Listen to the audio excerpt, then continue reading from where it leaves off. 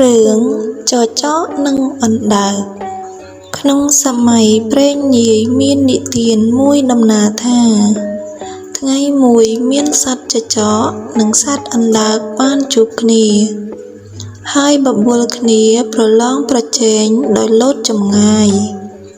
ឆ្លងពីមាត់ស្ទឹងម្ខាងទៅមាត់ស្ទឹងម្ខាងអណ្ដើកបានសួរទៅឆ្កែចចកថាណែបងចចកខ្ញុំចង់ភ្នាល់ណាស់ថ្វីបើជើងខ្ញុំខ្លីចចកឆ្លើយថាមើលបងអណ្ដើកដែលបងឯងបបួលខ្ញុំភ្នាល់នេះតើភ្នាល់របៀបណាអណ្ដើកថាភ្នាល់លោតឆ្លងស្ទឹងនេះហើយចង្អុលទៅស្ទឹងដែលនៅក្បែរខ្លួនចចកថាយីខ្ញុំដូចជាឆ្ងល់ដែរចុះបើបងឯងបបួលខ្ញុំភ្នាល់ដូចម្ដេចបើជើងបងឯងប្រវែងជើងក្អាត់ដូច្នេះលោតម្ដេចនឹងកើតអណ្ដើកឆ្លើយថាយើបងចចកមើលងាយខ្ញុំជើងខ្ញុំខ្លីទេតើបងឯងមិនទាន់ដឹងអាជើងខ្លីនឹងទេមើលបងឯងសាក់លបងមើលចចកថាបើបងអណ្ដើកឯងចាញ់ខ្ញុំតើបានអ្វីឲ្យខ្ញុំអណ្ដើកតបថា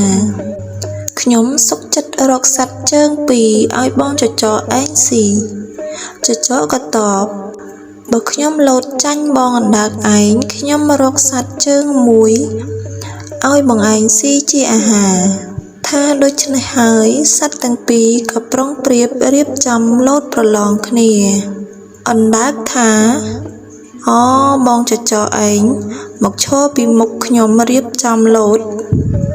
ចចកថាហេមិនបាច់តទីឲ្យខ្ញុំទេអណ្ដើកមកឈរពីក្រោយចចកប្រុងនឹងបោះពួយយ៉ាងអង់អាចរៀបនឹងលោតអណ្ដើកក៏ខំចុងកន្ទុយចចកជាប់ចចកភ្ញាក់ក៏រលាស់កន្ទុយទៅដូចជាគេបោះអណ្ដើកទៅខាងត្រើយម្ខាងចចកធ្លាក់ទឹកប្រងអណ្ដើកងើបឡើងហើយសើចហោះយីបងចចកជើងវែងម្ដេចក៏លោតមិនរួចចចកក៏ប្រវេប្រវាឡើងទៅលើគោករលាស់ខ្លួនភិលនឹកខឹងណាស់ក៏ចាប់លោតម្ដងទៀតគម្រប់2 ដង 3 ដងក៏នៅតែចាញ់កលអណ្ដើក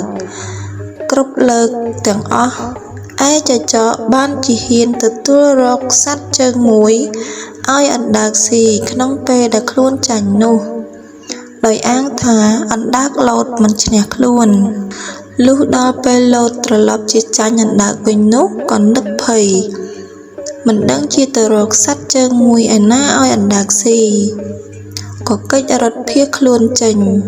អណ្ដើកក៏ខំដើរតាមរកចចករត់ទៅបានជួបនឹងសុភាទន្សាយកំពុងតែធ្វើជាងដំដែកឬពើងបានឃើញឆ្កែចចកបើដូច្នេះចូលបងកំភៃអីសោះជួយដំដែកឲ្យខ្ញុំនឹងជួយឲ្យបងឯងរួចខ្លួនឆ្កែចចកក៏ខំដំដែកឲ្យបងសុភាទន្សាយទៅឯអណ្ដើកក៏វាខ្វះតាមមកទាន់ឃើញចចកកំពុងតែដំដែកអណ្ដើកក៏ស្រែកថាយ៉ាបងចចកឯងនៅទីនេះទេខ្ញុំខំតែដើររកមុខយូរហើយឥឡូវស្រាប់តែឃើញបងចចកមុខក្រាស់នៅទីនេះសោះទន្សាយថាឈប់បងអណ្ដើកហើយស្ទុះលោតទៅជិះលើខ្នងអណ្ដើកអង្គុយប្រហោងដាក់ពង3ប្រមេះមាត់អណ្ដើកក៏លូនក្បាលចេញមកខំពង3ទន្សាយដាច់មួយកំណាត់ទៅទន្សាយដឹងថាអណ្ដើកខំពងរបស់ខ្លួនដាច់ហើយក៏លោតហក់រត់ផឹងយ៉ាងលឿនអស្ចារ្យប្រៀបបាននឹងព្រួញច ចចកបានឃើញទន្សាយរត់ដូច្នេះក៏ផាយត្រង់កន្ទុយភឹងតាមក្រោយទន្សាយទៅដែរដោយនឹកស្មានថាប្រហែលជាទន្សាយទប់ទល់នឹងអណ្ដើកមិនឈ្នះអណ្ដើកស្រែកខាត់ថាឈប់ចចកឆ្លើយថាទេអញមិនឈប់ទេអញមិត្តចូលព្រៃជាមួយបងទន្សាយហើយតែប៉ុណ្ណេះចចករត់ឥតងាកក្រោយតម្រង់ទៅព្រៃបាត់ទៅលែងចូលមកភូមិស្រុកវិញរហូត